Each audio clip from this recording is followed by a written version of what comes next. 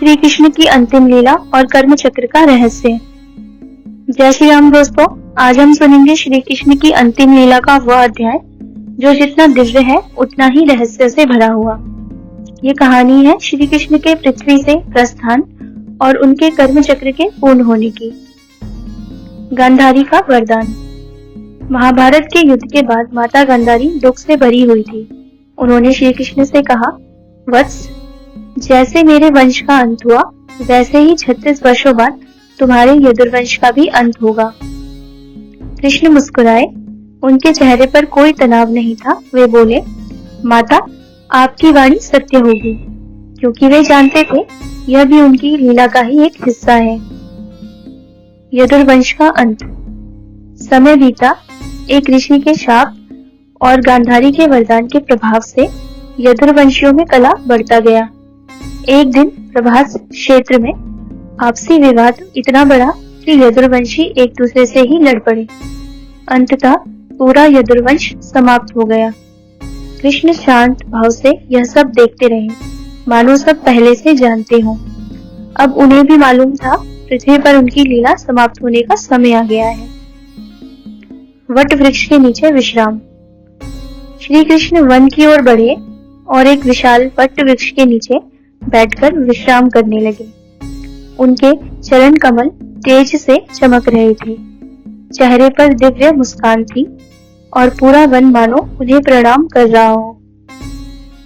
जरा नामक शिकारी। उधर जंगल में जरा नाम का एक शिकारी घूम रहा था। दूर से उसने चमकता हुआ कुछ देखा। उसे लगा यह किसी हिरण का हिस्सा है। उसने तीर चलाया और तीर आकर श्री कृष्ण के पैर में लगा।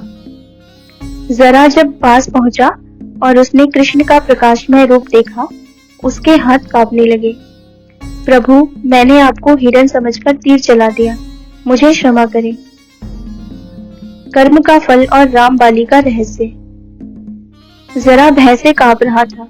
तभी श्री कृष्ण ने शांत स्वर में कहा, जरा तुम डरो मत, यह कोई अपराध नहीं है, यह वही कर्म है जिसका फल आज पूर्ण हो रहा है। जरा ने पूछा, प्रभु, कौन सा कर्म? कृष्ण मुस्कुराए और कहा, पिछले जन्म में तुम बाली थे और मैं राम। जरा स्तब्ध, उसकी आंखें नम हो गईं। कृष्ण बोले, जब मैं राम था मैंने धर्म की रक्षा के लिए तुम पर तीर चलाया और तुम्हारा वध किया था। फिर कृष्ण ने उनके सर पर हाथ रखा और कहा, यह बदला नहीं है, यह सिर्फ कर्म चक्र का समापन है। तुमने कोई पाप नहीं किया। जरा रो पड़ा, प्रभु, मैं आपका अपराधी हूँ। कृष्ण बोले, नहीं जरा, बल्कि आज तुमने मुझे मेरी लीला पूरी करने में सहारा दिया है। दिव्य प्रस्थान। कर्म का चक्र पूर्ण हो चुका था। अब समय था श्री कृष्ण के परम धाम लौटने का।